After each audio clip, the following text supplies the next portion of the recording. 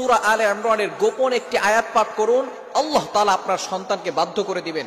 আপনার সন্তান কথা শোনে না, আল্লাহ পাক রব্বুল আলামিন যদি আপনি সূরা আলে ইমরানের গোপন এই আয়াতটি পড়ে ফু দিতে পারেন, তাহলে আল্লাহ তাআলা অবভিয়াসলি আপনার সন্তানকে আপনার বাধ্য করে দিবেন।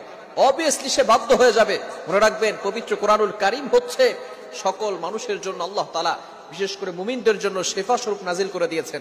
আমি বলছি না, রব্বুল আলামিন বলেন পবিত্র কোরআনুল কারীমের ভিতরে 15 নম্বর পারা 9 নম্বর পৃষ্ঠার 2 নম্বর লাইন সূরা বনী ইসরাঈলের 82 নম্বর আয়াতে রব্বুল আলামিন বলেন, ওয়ানুনাজ্জিলু মিনাল কুরআনি মা হুয়া শিফাউন ওয়া রাহমাতুল লিল মুমিনিন।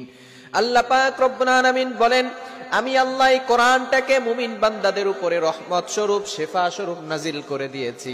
সুতরাং এই কোরআনের ভিতরে শিফা রয়েছে। যদি কোনো ব্যক্তি ইয়াকিনের সাথে এই বিশ্বাস রেখে যদি সে কোরআনের কোনো আমল করে, অবশ্যই অবশ্যই আল্লাহ তাআলা তার সেই আমলটাকে কবুল করে নিবেন।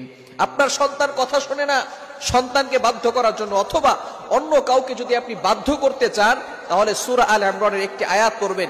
এই আয়াতটি হচ্ছে পবিত্র কোরআনুল কারীমের 3 নম্বর পারার 19 নম্বর পৃষ্ঠার 14-15 নম্বর লাইন সূরা আলে ইমরানের 83 নম্বর আয়াতে আল্লাহ তাআলা বলেন, আফা গায়রা দীনিল্লাহি ইয়াবগুন ওয়া লাহু আসলামা মান ফিস সামাওয়াতি ওয়াল আরদি তাওআ ওয়া কারহা ওয়া ইলাইহি ইরজাউন। এই সূরা আলে ইমরানের 83 নম্বর আয়াতটি পড়ে যদি আপনি আপনার সন্তানকে ফু দিতে পারেন, তাহলে আল্লাহ তাআলা আপনার সন্তানকে আপনার বাধ্য করে দিবে। অথবা যদি আপনি কাউকে বাধ্য করতে চান, তাহলে অবশ্যই অবশ্যই যদি আপনি আমলটি করেন, আল্লাহ তাআলা আপনাকে বাধ্য করে দিবেন। আমলটি কিভাবে করবেন?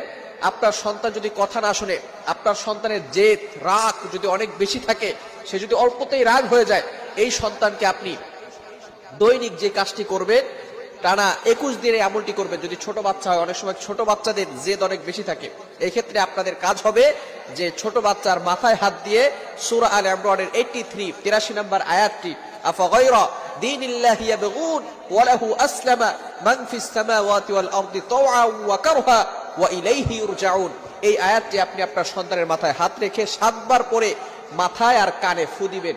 ইনশাআল্লাহ 21 দিন যদি আপনি লাগাতার এই আমলটি করতে পারেন, আপনার সন্তানকে আল্লাহ তাআলা আপনার বাধ্য করে দিবেন। শুধু তাই নয়, আপনি যদি কাউকে বাধ্য করতে চান হালাল ভাবে, তাহলে আল্লাহ তাআলা অবশ্যই অবশ্যই আপনাকে বাধ্য করে দিবেন। তবে চিন্তা করতে হবে, কখনো হারাম কাজ করা যাবে না, হারাম ভাবে এই আয়াতকে কাজে লাগানো যাবে না। হারাম কোনো পন্থায় যদি এটাকে কাজে লাগান, তাহলে কিন্তু কোনো কাজ হবে না। এজন্য সব সময় চিন্তা করতে হবে আমরা হালাল কাজ করব, এবং হালাল ভাবে যদি আমরা ফায়দা নিতে চাই কোরআন থেকে, তাহলে অবশ্যই অবশ্যই আমরা এই কোরআন থেকে ফায়দা নিতে পারবো। আল্লাহ তাআলা আমাদের সকলকে বোঝার তৌফিক দান করেন।